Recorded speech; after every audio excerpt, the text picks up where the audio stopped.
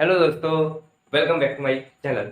My name is Pushpinder Singh and I am studying class 12। तो आशा करता हूँ दोस्तों आप सभी अच्छे होंगे। तो बड़े ही अच्छी तरीके से हमने अपने चैप्टर फर्स्ट अकाउंट को कंप्लीट किया था। तो अब आज पढ़ने जा रहे हैं हम सेकंड चैप्टर अकाउंट का, जिसका नाम है बेसिक अकाउंटिंग टर्म। तो चलिए without any wasting time let get started.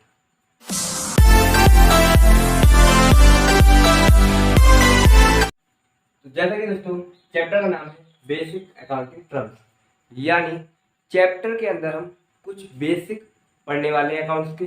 Terms का मतलब यानी पॉइंट्स, यानी कुछ ऐसे बेसिक पॉइंट्स अकाउंट के जो कि हमारे लाइफ टाइम काम आने वाले हैं अकाउंट के अंदर।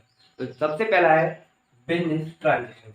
दोस्तों ये आपने वर्ड काफ़ी सुना होगा कि बिजनेस ट्रांजेक्शन हुआ। बिजनेस ट्रांजेक्शन एक ऐसा फाइनेंशियल ट्रांजेक्शन होता है जिसमें कोई ना कोई गुड्स या सर्विसेज एक्सचेंज की जा रही हो। क्या होता है कि बिजनेस ट्रांजेक्शन एक ऐसा ट्रांजेक्शन होता है जहाँ पर कोई ना कोई गुड्स एंड सर्विसेज एक्सचेंज की जा रही हो, या सेल हो रही हो, या कोई परचेस हो रही हो। ये सभी किसके अंदर आते हैं? बिजनेस ट्रांजेक्शन के अंदर। मगर दोस्तों ये ट्रांजेक्शन है वो किस पे होना चाहिए? डेली बेस पर, यानी डेली हो रहा है। ऐसा नहीं कि आपने एक दिन कर दिया कोई ट्रांजेक्शन तो वो आपको बिजनेस ट्रांजेक्शन कराएगा। नहीं, वो हमारा सिंपल ट्रांजेक्शन है, अपना हमने कोई सामान बेची या खरीदा। अगर डेली बेस पर हम किसी सामान को या किसी प्रोडक्ट को खरीदते हैं तो वो क्या होता है? बिजनेस ट्रांजेक्शन के अंदर आ जाता है। सेकंड चीज है कि इसके फीचर्स देख लेते हैं। दोस्तों फीचर्स क्या होंगे उसके? तो सबसे पहला है इट इन्वॉल्व इकोनॉमिक एक्टिविटी। इसके अंदर एक इकोनॉमिक एक्टिविटी होती है दोस्तों। इकोनॉमिक एक्टिविटी क्या होती है? और वैसे आपको पता होगा अगर आपने इकोनॉमिक्स का चैप्टर फर्स्ट पढ़ लिया हो तो, और नहीं भी पढ़ा तो पढ़ लेंगे। इकोनॉमिक एक्टिविटी क्या होती है दोस्तों? जो एक्टिविटी हम अपने प्रॉफिट के मोटिव से करते हैं वो क्या होती है? हमारी इकोनॉमिक एक्टिविटी। तो इसके अंदर क्या होती है? एक इन्वॉल्व हो जाती है इकोनॉमिक एक्टिविटी। अब दोस्तों बिजनेस ट्रांजेक्शन कर रहे हैं तो किस लिए कर रहे हैं? मोटिव ही यही है कि अर्निंग हो। तो ये कैसी एक एक्टिविटी हो गई? इकोनॉमी। सेकंड है it is enter between two party. इसके अंदर दो पार्टी एंटर होती हैं। अब दोस्त सिंगल पार्टी कैसे करेगी ट्रांजेक्शन? दो पार्टी का होना तो जरूरी है। अगर एक पार्टी बेचेगी तो एक खरीदेगी, एक खरीदेगी तो दूसरी बेचेगी। तो इसी तरह से बिजनेस ट्रांजेक्शन होते हैं। तो इसके अंदर कितनी पार्टी इन्वॉल्व होती हैं? टू। थर्ड है it involve action for good and services for money consideration. इसके अंदर गुड्स और सर्विस का एक्शन होता है। क्या सोचकर? मनी की सोचकर, यानी हमें क्या अर्निंग करनी है? मनी। दोस्तों आपको फीचर आई हो समझ में आएगा। अब है ट्रांजेक्शन में भी। ट्रांजेक्शन कितने तरीके के हो सकते हैं? तो पहला है कैश ट्रांजेक्शन। देखिए दोस्तों नाम में आ रहा है कैश, यानी अगर आपको सेल या परचेज करते वक्त कोई भी कैश इन्वॉल्वमेंट हो रही है, कैश का लेन देन हो रहा है, तो वो कैश ट्रांजेक्शन हो जाती है? Cash transaction. ठीक। सेकंड है क्रेडिट ट्रांजेक्शन, यानी उधारी भी। क्रेडिट का मतलब क्या होता है दोस्तों? उधार। अगर आपने कोई ट्रांजेक्शन किया और वहां पर आपने किसी को ना पैसे दिए न लिए तो ये क्या हो गया? Credit transaction. अब है ट्रांजेक्शन फर्दर क्लासिफाइड। ट्रांजेक्शन को हमने कितने भाग में क्लासिफाइड किया, कितने हिस्सों में बांटा? तो पहला है एक्सटर्नल, सेकंड है इंटरनल। एक्सटर्नल क्या होता है दोस्तों? एक्सटर्नल जो कि बाहर का है, यानी कोई फर्म है किसी राम नाम के लड़के से कुछ खरीदती है तो ये क्या हुआ है? एक्सटर्नल हुआ है। यानी एक तो हो गया हम और एक होगा बाहर का आदमी, तो ये क्या हुआ? External transaction. सेकंड है इंटरनल। अब दोस्तों आप कहेंगे कि इंटरनल कैसे हो जाएगा, मतलब फर्म ही फर्म से कैसे ट्रांजेक्शन करेगी? दोस्तों बहुत सारे ऐसे ट्रांजेक्शन होते हैं जो कि फर्म खुद से ही करती है, जैसे चार्ज और डेप्रिसिएशन ऑफ मशीनरी। अभी आप डेप्रिसिएशन पढ़ेंगे। डेप्रिसिएशन क्या होता है दोस्तों? जिसमें भी आप जैसे स्मार्टफोन में वीडियो देख रहे हैं तो इसकी भी एक टाइम के साथ वैल्यू कम होती है, इसी को हम क्या बोलते हैं? डेप्रिसिएशन। इसी तरह क्या होता है बिजनेस में भी? मशीन की क्या होती है? वैल्यू डिक्रीज होती है, जो कि कहाँ लिखी जाती है? फर्म के अंदर। तो ये कैसे ट्रांजेक्शन हो जाते हैं? इंटरनल। कुछ ना कुछ तो वहाँ भी कम हो रहा है, तो यही ट्रांजेक्शन होता है। अगर हमने कुछ बेच दिया तो कुछ ना कुछ कम हो रहा है, समझे? तो यही क्या है? Internal transaction. आई होप आपको ये समझ में आया होगा। अगर आप उसको नोट डाउन करना चाहते हैं तो करिए, वरना हम चैप्टर में आगे बढ़ते हैं। तो चलिए दोस्तों अब देखते हैं कुछ नए पॉइंट्स। तो सेकंड है अकाउंट। अकाउंट तो आप जानते ही हैं क्योंकि आपका सब्जेक्ट है। दोस्तों अकाउंट क्या होता है, जिसमें ट्रांजेक्शन को हम रिकॉर्ड करते हैं एक ऑर्डर से, तो वो कहलाता है अकाउंट। थर्ड है कैपिटल। कैपिटल क्या होता है दोस्तों, वो अमाउंट जो कि इन्वेस्ट किया जाता है किसके द्वारा, ओनर के द्वारा। आई होप आपको समझ आएगा, यानी जो पैसा बिजनेस में लगाया जाता है ओनर के द्वारा, वो क्या कहलाता है कैपिटल। फोर्थ है ड्राइंग। ड्राइंग क्या होता है दोस्तों, वो वाली ड्राइंग नहीं जो आप पहले करा करते थे। ये ड्राइंग वो ड्राइंग है अगर कोई अमाउंट या फिर गुड्स और सर्विसेज जो ओनर है वो अपने घर ले जाता है, यानी बिजनेस में से निकाल कर ले जाता है, तो वो क्या कहलाती है ड्राइंग। ठीक है दोस्तों। अभी जो ये कैपिटल है ना दोस्तों, ये भी एक बिजनेस अपने ऊपर लायबिलिटी मानता है। बिजनेस कहता है ये मेरे ऊपर कर्ज है भाई, मेरा पैसा थोड़ी नहीं है, एक इंसान ने लगाया है। बिजनेस अपना अकाउंट अलग मानता है और ओनर का अकाउंट अलग मानता है। फिफ्थ है लायबिलिटी। अब ये पॉइंट मैंने आपको क्यों बताया, अभी आपको पता पड़ जाएगी। लायबिलिटी क्या होती है दोस्तों, एक कर्ज को बोलते हैं लायबिलिटी, यानी हम पे किसी भी तरह का कर्ज है, किसी भी तरह का हमने किसी से कुछ भी क्रेडिट पे लिया है, तो वो हमारी एक लायबिलिटी बन जाती है दोस्तों। तो लायबिलिटी दो टाइप्स की हो सकती है, एक इंटरनल और एक एक्सटर्नल। अब ये दो तरह की कैसे हो सकती है, तो इंटरनल तो अभी वही हो गई जो मैंने बताया था कैपिटल, यानी जो कैपिटल है जो बिजनेस में इन्वेस्ट किया गया है ओनर के जरिए, वो क्या हो जाती है बिजनेस के अंदर इंटरनल लायबिलिटी। अभी बताया था मैंने आपको कि अगर जो पैसा इन्वेस्ट कर रहा है ओनर, उसको बिजनेस अपने ऊपर लायबिलिटी मानता है, क्योंकि बिजनेस अपना अकाउंट सेपरेट मानता है और ओनर का अलग मानता है। सेकंड है एक्सटर्नल। अब एक्सटर्नल तो नाम से पता पड़ता है कि यानी जो पैसा बाहर से लिया जा रहा है, यानी और गुड्स और सर्विसेज बाहर से लिए जा रहे हैं, वो क्या होता है एक्सटर्नल। अब ये दो तरह के होते हैं, एक करंट एक नॉन करंट। करंट क्या है दोस्तों, यानी जो कुछ टाइम्स के लिए लिए जाते हैं, जिनको हम 1 ईयर के अंदर पे कर देते हैं, तो वो तो हो जाते हैं करंट। नॉन करंट क्या होते हैं दोस्तों, जिनको हम लॉन्ग टाइम के लिए लेते हैं, जैसे बैंक लोन ले लिया हमने दोस्तों, लॉन्ग टाइम के लिए हो जाती है ज़्यादातर। और शॉर्ट टर्म लोन ली तो करंट हो गई, लॉन्ग टर्म लोन ली तो नॉन करंट हो गई। तो लोन लेना क्या है, एक लायबिलिटी है दोस्तों, हमारे ऊपर कर्ज है, समझ गए। अब है एसेट्स। एसेट्स क्या होते हैं दोस्तों, वो रिसोर्सेज जो कि हमको आज या तो अर्निंग दे रहे हैं या फिर फ्यूचर में कहीं ना कहीं हमको बेनिफिट देंगे। तो ये भी दोस्तों दो तरह के होते हैं, एक करंट एक नॉन करंट। करंट यानी सेम लायबिलिटी की तरह कि जो कुछ टाइम्स के लिए होते हैं, जो कि 12 मंथ तक ही हमारे पास रहते हैं, जैसे कैश। अब दोस्तों कैश क्या होता है, रोज बदलता रहता है, आज आपके पास आया कल आप किसी को दे देंगे, तो कैश भी एक हमारा क्या हो जाता है एसेट हो जाता है, कैसा करंट एसेट। अब है नॉन करंट। नॉन करंट दोस्तों कैसा है, जो कि लॉन्ग टाइम के लिए हमारे पास होते हैं, वो एसेट्स क्या होते हैं नॉन करंट। अब इसमें तीन तरह के होते हैं, टेंजिबल इंटेंजिबल फिक्स। टेंजिबल का मतलब क्या होता है दोस्तों, सीन। अगर एसेट को हम सीन कर सकते हैं, टच कर सकते हैं, तो वो कैसे हो जाते हैं टेंजिबल, जैसे मशीनरी है ना, मोबाइल फोन। दोस्तों एसेट्स है ही क्या, जो कि हमको या तो अर्निंग दे रहे हो या फिर हमारे कोई ना कोई फ्यूचर में मदद करते हैं। तो क्या है, अब ये मशीनरी जो है वो हमारी अर्निंग करती है बिजनेस के अंदर, तो ये क्या हो गए टेंजिबल एसेट। इसको हम सीन भी कर सकते हैं, इसको हम टच भी कर सकते हैं। इंटेंजिबल क्या है, जिसको नहीं सीन कर सकते, नॉट सीन। तो दोस्तों बहुत सारे ऐसे एसेट्स होते हैं जिनके जरिए हम पैसा कमाते हैं, मगर उनको सीन नहीं कर सकते। अब दोस्तों आप कहेंगे ये कैसे हो सकता है, हाँ दोस्तों हो सकता है, जैसे गुडविल बिजनेस की, ये भी क्या होता है एसेट। अगर आपका दोस्तों गुडविल अच्छा है तो आपकी बिजनेस की अर्निंग भी अच्छी होगी। इसी तरह दूसरा ट्रेडमार्क, देखा होगा आपने बहुत सारी कंपनी का ट्रेडमार्क से ही उसका बिजनेस चलता है, यानी ये कंपनी अच्छी है। तो ये क्या होता है, एक तरह का हमारा इंटेंजिबल एसेट्स होते हैं, गुडविल ट्रेडमार्क, ये सब क्या है हमारी इंटेंजिबल एसेट। थर्ड है फिक्स एसेट, यानी नाम से ही पता पड़ रहा है फिक्स, ऐसे एसेट जो कि हम जिनको रीसेल की पर्पज से नहीं खरीदते, उनसे हम कुछ ना कुछ प्रोडक्शन करते हैं, जैसे मशीनरी हो सकता है आपका, कंप्यूटर हो सकता है, ये सब क्या है हमारी फिक्स, यानी जो बिजनेस में प्रोडक्शन के पर्पज से लिए जाते हैं। तो चलिए दोस्तों ये पॉइंट आए होप आपको समझ में आए होंगे। चैप्टर में फिर आगे बढ़ते हैं। ये दोस्तों अब आगे कंटिन्यू करते हैं। अगला नेक्स्ट पॉइंट है हमारा रिसिप्ट्स। ठीक है दोस्तों, रिसिप्ट्स क्या होते हैं? किसी भी गुड्स या सर्विस को बेच के जो हम अमाउंट अर्न करते हैं वो ही क्या कहलाती है? हमारी रिसिप्ट्स। आई होप आपको समझ में आया होगा। अब रिसिप्ट्स दो तरह की आपको देखने को मिलेंगी। पहला है रेवेन्यू और दूसरा है कैपिटल। रेवेन्यू नाम से ही री है, यानी जो रिकरिंग बेस पर हम पर अमाउंट आएगा किसी गुड्स या सर्विस को सेल करके, तो वो कहलाएगा रेवेन्यू।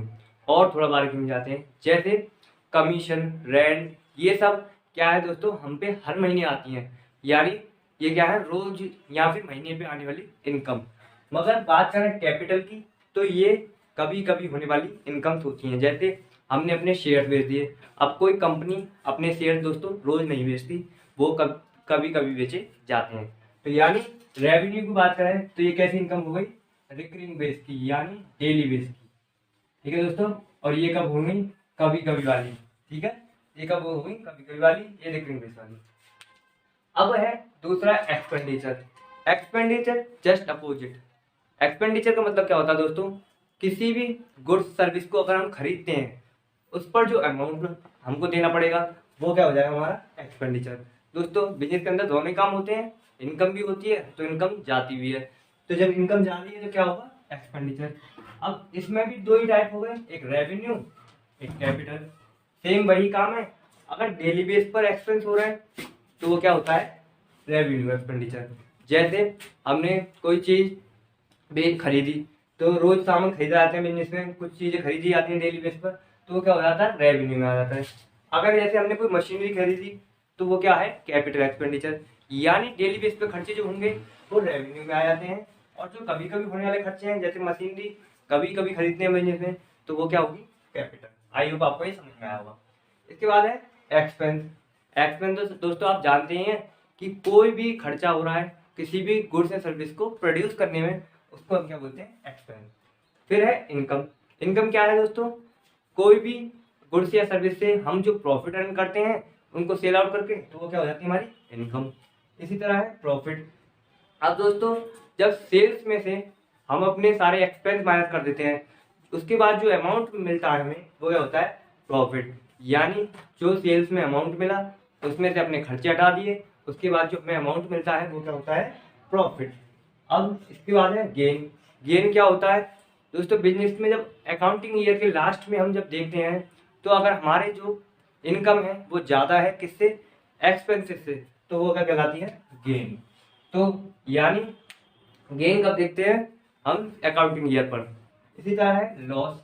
अब लॉस भी कभी देखा जाएगा, यानी अकाउंटिंग ईयर जब क्लोज होगी, तो अगर एक्सपेंस ज़्यादा हो जाए और इनकम कम हो तो क्या हो जाएगा? लॉस।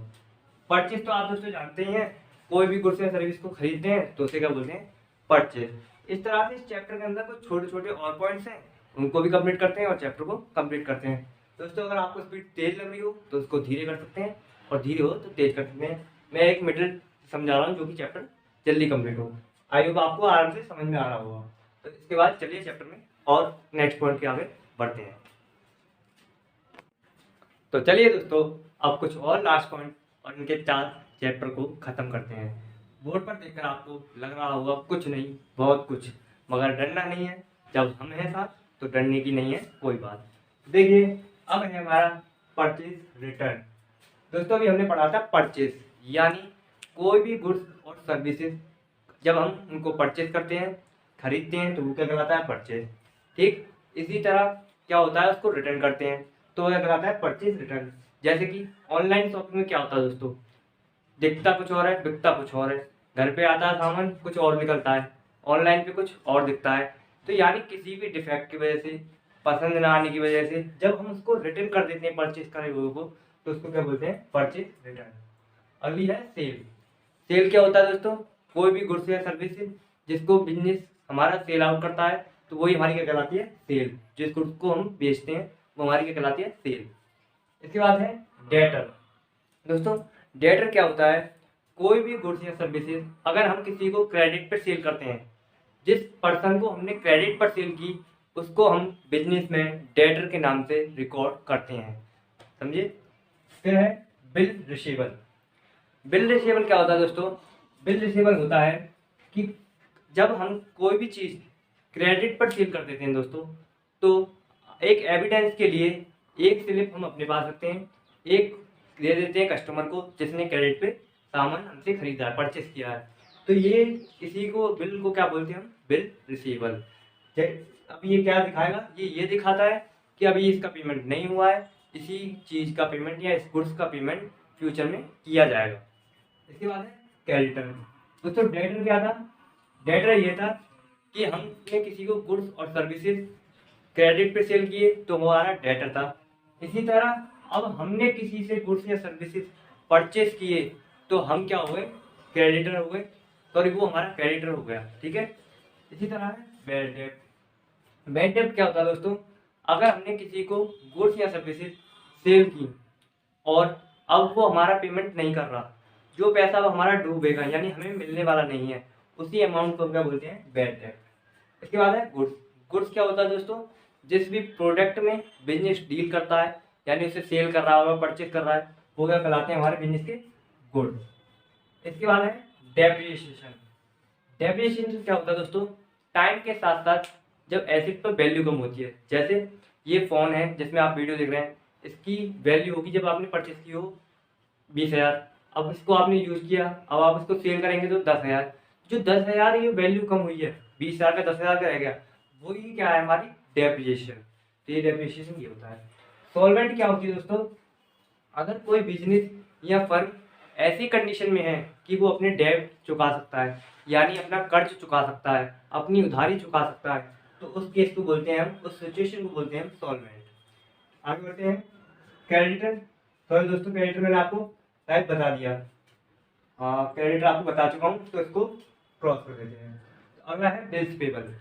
बिल्स पेबल क्या होती है, बिल्स रिसीवेबल मैंने आपको क्या बताया था कि हमने कोई गुड्स या सर्विसेज सेल की जब क्रेडिट पे और उस पर्सन ने हमें पेमेंट नहीं किया, इस बिल रिसीवेबल में क्या नोट किया था हमने कि पेमेंट जो है फ्यूचर में होगा। अब जो पेमेंट है वो फ्यूचर में हो जाता है यहाँ पे बिल्स पेबल पर आकर। जब उसने पेमेंट कर दिया तो वो भी तो एविडेंस लेगा, भाई मैंने बिल दे दिया, तो मैं पैसा दे दिया, तो उसको हम क्या देते हैं, बिल्स पेबल दिया जाता है, किसके द्वारा, उस सेलर के द्वारा जिससे भी उसने सामान परचेज किया था। इसके बाद है वाउचर।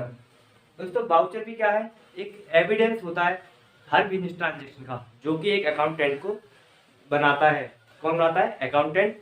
वाउचर क्या है, एक एविडेंस है हर ट्रांजेक्शन का। जब हर कोई भी ट्रांजेक्शन हो रहा हो बिजनेस में तो उसके वाउचर्स बनते हैं, वाउचर्स बनते हैं, वो अभी आप आगे डिटेल में पढ़ेंगे। तो वो क्या है, एविडेंस है यानी एक सबूत है हर बिजनेस ट्रांजेक्शन का, जो कि अकाउंटेंट के द्वारा बनाया जाता है। इसके बाद है डिस्काउंट। दोस्तों डिस्काउंट क्या होता है, जब कोई भी हमें सामान या तो अपनी सेल बढ़ानी हो या फिर हमारा सामान नहीं बिकता है तो सेलर क्या देता है, डिस्काउंट, यानी प्राइस पर कुछ रिडक्शन कर देना, कुछ परसेंट रिडक्शन कर देना, उसी को हम क्या बोलते हैं, डिस्काउंट, यानी प्राइस को कम कर देना। अब इसमें दो तरह के डिस्काउंट होते हैं, एक ट्रेड डिस्काउंट, एक कैश डिस्काउंट। ट्रेड डिस्काउंट दोस्तों उन कस्टमर को दिया जाता है जो कि क्रेडिट पर परचेज कर रहे हो सामान, उनको फिर क्या दिया जाता है, ट्रेड डिस्काउंट, ये वाला डिस्काउंट। और कैश डिस्काउंट उन कस्टमरों को दिया जाता है जो तुरंत हमें परचेज करने पर कैश दे दे, उन्होंने तुरंत पेमेंट किया तो उन्हें ये वाला डिस्काउंट तो उन्हें भी मिलेगा। जब भाई उधार वालों को तो मिल रहा है तो वो लड़ जाएंगे, भाई उधार वालों को तो मिला, हमें तो नहीं मिला, तो ये भी मिलेगा उन्हें। और कैश डिस्काउंट तो उसे मिल रहा ही है क्योंकि उन्होंने कैश पे कर दिया। इसके बाद है प्रॉप राइटर। प्रॉप राइटर क्या होता है दोस्तों, जिस बंदे ने बिजनेस स्टार्ट किया है, इन्वेस्टमेंट की है बिजनेस के अंदर, वही बंदा क्या कहलाता है, प्रॉप राइटर। आई होगा आपको समझ आया। लाइव स्टॉक क्या होता है दोस्तों, लाइव स्टॉक अगर हमारे बिजनेस के अंदर एनिमल्स यूज करे जा रहे हैं तो उन्हीं एनिमल्स को हम क्या बोलते हैं, लाइव स्टॉक। इसके बाद है इनसॉल्वेंट। सॉल्वेंट क्या होता है दोस्तों, कि एक बिजनेस ऐसी कंडीशन में है जो कि अपने कर्ज चुका सकता है, अपने बैड डेट चुका सकता है, तो उस कंडीशन को हम बोलते हैं सॉल्वेंट। अगर कोई बिजनेस ऐसी कंडीशन में नहीं है, कोई फर्म ऐसी कंडीशन में नहीं है जो अपने डेट्स को चुका दे, अपने डेट्स को पे कर दे, तो उस कंडीशन को हम बोल देते हैं इनसॉल्वेंट। दोस्तों बिजनेस है, हर काम होता है, हर कंडीशन फेस करने को मिलती है। फिर इसके बाद है last book value. Book value क्या होती है दोस्तों, जब अकाउंटिंग ईयर की लास्ट में हम अकाउंट्स के अंदर बुक वैल्यू क्या नोट करते हैं, जो ये डेप्रिसिएशन है, वो हम हर महीने लगाते हैं अपने एसेट्स पर, अपने फिक्स एसेट्स पर। जब उनको डिडक्ट करके जो वैल्यू बचती है और वो एंडिंग ईयर में अगली साल नोट की जाती है तो उसको क्या बोलते हैं, बुक वैल्यू। यानी डेप्रिसिएशन रिडक्शन करके जो हमारी वैल्यू निकली, अब वो नेक्स्ट ईयर में जब नोट की जाएगी तो उसको क्या बोलते हैं, बुक वैल्यू। कि आज की बुक की वैल्यू क्या है, आज की हमारे एसेट की वैल्यू क्या है। तो ये सारे पॉइंट थे, कुछ बेसिक पॉइंट्स थे जो कि हमने अच्छी तरीके से समझे, पढ़े। आई होप आपको दोस्तों समझ में आए होंगे। फिर भी कोई डाउट है तो प्लीज़ मुझे कमेंट कीजिए, और अच्छे से समझ में आया तो चैनल को सब्सक्राइब और वीडियो को लाइक कीजिए। तो चलिए मिलते हैं अगले चैप्टर में।